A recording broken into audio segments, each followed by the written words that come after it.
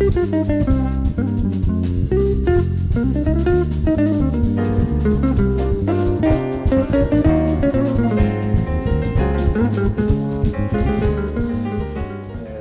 nimi on Ott Tomik, mina olen ühest 3 Põhjaka kokast, kes on ühtlasi selle mõisa siin, mis tagaplaanil paistab, ära renoveerinud ja nüüd juba 3. aastat peame siin sellist toredat restorani, mis kasutab toorainena võimalikult palju eestimaist toorainet. Põhjaka mõis asub Tallinn-Tartu maantee keskpunktis ehk siis täpselt 2 vahel ja natukene võib-olla sellises restorani jaoks Eesti mõistes ebatraditsioonilises ja alguses nagu hirmutavas kohas. Kui me siia Järvamaale kolisime, siis mõnes mõttes me nagu kolisime lähemale oma toorainele, sest kui me tahame kasutada eestimaist toorainet, siis Järvamaa mullad on teadaolevalt ühed viljakamad Eestis. Ehk siin ümberkaudu kasvatatakse suur osa Eesti kartulist, suur osa porgandist, peedid.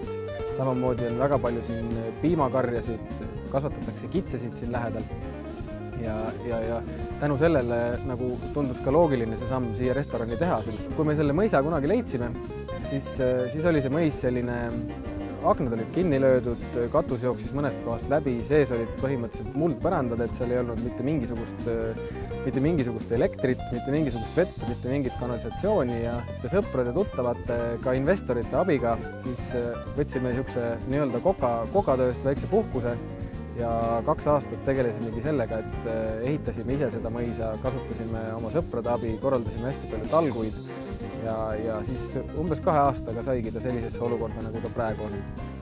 Ja kunagi ei olegi meie eesmärk selle mõisa ehitamisel olnud teda nagu taastada sellises algses kujus või et teha ta väga uhkeks, siis ilmselt ei sobiks see toit siia, mida me pakume, sellepärast et meie toit on lihtne, hästi rustikaalne, samas nagu aus ja hästi selline tooraine põhine, et me pigem üritame leida väga hea tooraine ja siis mitte seda ära rikkuda.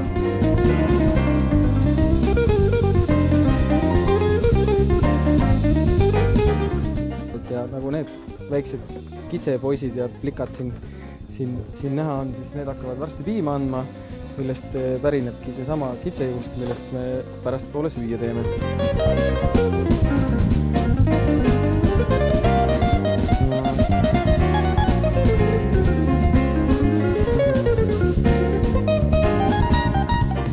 Mina teen siis kitsejuustust, mida me just Toomas käisime, teen kitsejuustu sõrnikuid.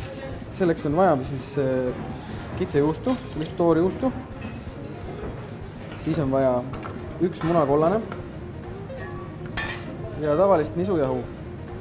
Nisujahu läheb täpselt niimoodi muhedalt tunde järgi kokku segatud, siis peaks ta umbes pool tundi seisma külmkapis. Ja kui on tainas seisnud, siis on õige aeg hakata praadima. Praadimiseks on vaja moodustada sellised pallid. See tainas on selline, et ta kannatab sõrmede vahel ka vormida ja siis kergelt jahu seest läbi lihtsalt. Kui on igalt poolt jahuga kaetud, üleliigne jahu maha raputada, siis niimoodi sõrmede vahel vormida selline.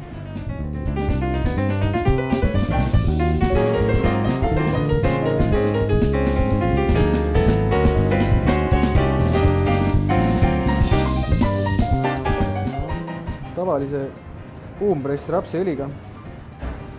Pann kokku, pann kuumaks ja mõlemalt poolt ilusaks kuldseks praadida.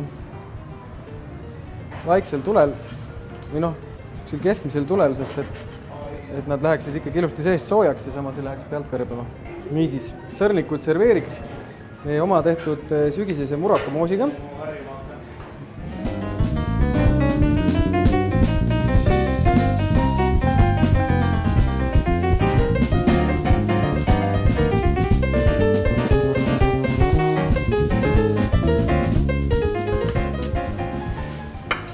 Ja kõrvale siis lihtsalt natukene salatit, mis koosneb praegu meie põllu pealt ennem korjatud linavõrsetest, siis natukene võsast leitud naadist, peedilehed, mis me samuti ennem korjasime põllu pealt.